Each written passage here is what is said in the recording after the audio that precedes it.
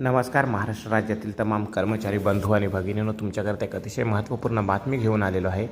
सरकारी कर्मचाऱ्यांच्या सेवा नियमामध्ये शासकीय कर्मचाऱ्यांच्या बाबतीत मत्ता व दायित्वाचे विवरणपत्र सादर करण्याबाबत सेवा नियम पहा सविस्तर. तर काय आहे सविस्तर वृत्त जाणून घेऊया. त्याकरिता व्हिडिओ पूर्ण बघा. चॅनलवर पहिल्यांदा असेल तर प्लीज सबस्क्राईब करून बेल बटन दाबायला विसरू नका. काही शंका अडचणी असतील तर तुम्ही कमेंट्स करून नक्की लिहा. तर चला व्हिडिओला सुरुवात करूया. बंधूंनो, सरकारी कर्मचाऱ्यांच्या बाबतीत मत्ता व दायित्वाचे विवरणपत्र सादर करण्याबाबत सेवा नियम 19 मध्ये विविध बाबींचा समावेश करण्यात आलेला आहे. सदर सेवा नियमानुसार कर्मचाऱ्यांना मत्ता व दायित्व प्रमाणपत्र सादर करणे अपेक्षित आहे.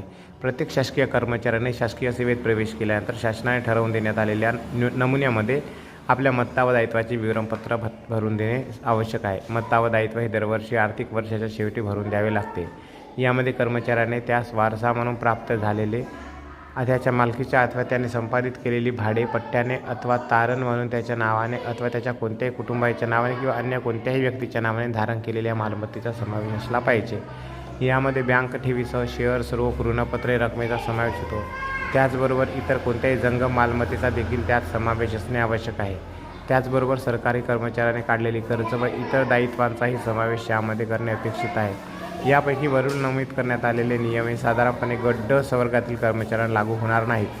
सदरचे विवरणपत्र भरत असताना त्यामध्ये मूळ वेतन गुणिले 2हून कमी किमतीच्या जंगल मालमत्तेच्या सर्व बाबींच्या किमती नमूद असणे आवश्यक आहे. मात्र यामध्ये आपण दैनंदिन वापरातील कपडे, पुस्तके, काच, सामान, भांडी यांच्या किमती नमूद करण्याची कोणतीही आवश्यकता नसणार आहे. तसेच कोणताही कर्मचारी हा सक्षम प्राधिकाऱ्याला प्रथम कळवल्याखेरीज कोणत्याही प्रकारची स्थावर मालमत्ता स्वतःच्या अथवा आपल्या कुटुंबियाच्या नावे खरेदीद्वारे अथवा थेट म्हणून स्वीकारू शकणार नाही. त्याचबरोबर गट अ, ब व ब संवर्गातील अधिकारी मूळ वेतन गुणिले 2 पेक्षा अधिक रकमेचा कोणताही व्यवहार व गट क व ड यांचे कर्मचारी मूळ वेतन गुणिले 2 पेक्षा अधिक रकमेचा कोणताही व्यवहार करीता असल्यास ते सक्षम प्राधिकाऱ्यास त्याबाबत कळवणे आवश्यक असेल. अशा प्रकारे शासकीय कर्मचाऱ्यांना दायित्व व विवरणपत्राचे नियम आहेत. मित्रहो, व्हिडिओ आवडला असेल तर लाईक करा, शेअर करा. चॅनलवर पहिल्यांदा प्लीज एक सबस्क्राईब करून बेल बटन दाबायला विसरू नका. थँक्यू.